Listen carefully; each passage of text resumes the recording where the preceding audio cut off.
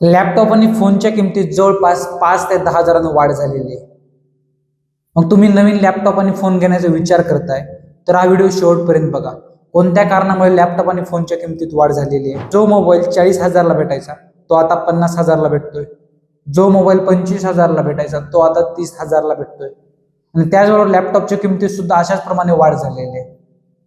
मग असे कोणते कारण आहेत ज्यामुळे लॅपटॉप आणि मोबाईलच्या किमतीत चांगलीच वाढ झालेली आहे? तर मी अमर मोरे, तुम्ही पाहताय क्लिक ऑन. जानेवारीमध्ये जो सॅमसंगचा S24 मोबाईल 40 हजारला मिळायचा तो आता तब्बल 50 हजारला मिळतोय. आणि त्याचबरोबर जो लॅपटॉप 60 हजारला मिळायचा तो आता 70 हजारला मिळतोय. कारण फेब्रुवारीच्या एंडिंगला एक घटना घडली होती, ती म्हणजे युद्धाची ठिणगी पडली होती, ज्यामुळे ऑइल आणि डिझेलच्या किमतीत मोठ्या प्रमाणात वाढ झालेली आहे. मग तुम्हाला प्रश्न पडला असेल, ऑइल आणि डिझेलच्या किमतीचा परिणाम हा मोबाईलवर का? तर ती गोष्ट म्हणजे जी वाहतूक असते, जलवाहतूक, हवाई वाहतूक आणि जी आंतरराष्ट्रीय वाहतूक आहे त्यांच्यात वाढ झालेली आहे. त्याचाही चांगल्या प्रमाणात परिणाम मोबाईलच्या किमतीवर पडलेला आहे. दुसरं कारण आहे ते म्हणजे बॅटरी.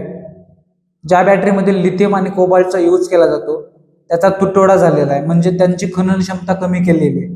त्यामुळे मोबाईलच्या बॅटरीच्या किमतीत वाढ झालेली आहे आणि त्याचाही परिणाम मोबाईलच्या आणि लॅपटॉपच्या किमतीवर झालेला आहे. तिसरं कारण आहे AI चिपची मागणी. कारण प्रत्येक फोनमध्ये AIचा वापर केलेला जात आहे आणि प्रत्येकाला AI वापरलेला फोनच हवा आहे. AI चिप्स प्रोसेसर बनवणं महाग पडतं, त्यामुळे जो AIचा वापर केला जात आहे त्यामुळे मोबाईलच्या किमतीत वाढ होत आहे. आणि लास्ट आणि सर्वात महत्त्वाचं कारण आहे ते म्हणजे रुपयाची होणारी घसरण. मग तुम्हाला प्रश्न पडला असेल, मोबाईलच्या वाढत्या किमतीत रुपयाचा काय संबंध आहे? मित्रांनो, डॉलरच्या किमतीत रुपयाची घसरण झालेली आहे आणि लॅपटॉप आणि मोबाईलसाठी लागणारा 90% पार्ट हा बाहेरून आयात केला जातो.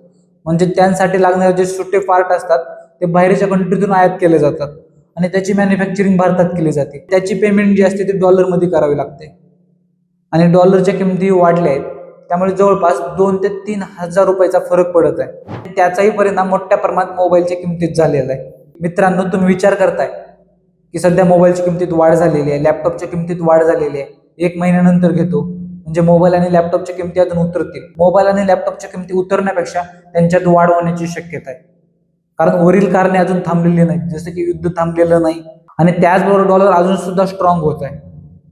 आणि त्याचबरोबर भारतात ज्या अनेक घटना घडत आहेत त्यामुळे मोबाईल आणि लॅपटॉपच्या किमतीत वाढच होण्याची शक्यता आहे.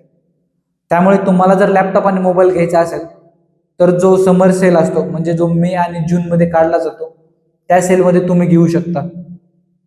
जर तुम्हाला ही माहिती आवडली असेल तर तुम्ही लाईक करा, शेअर करा आणि सबस्क्राईब करायला विसरू नका.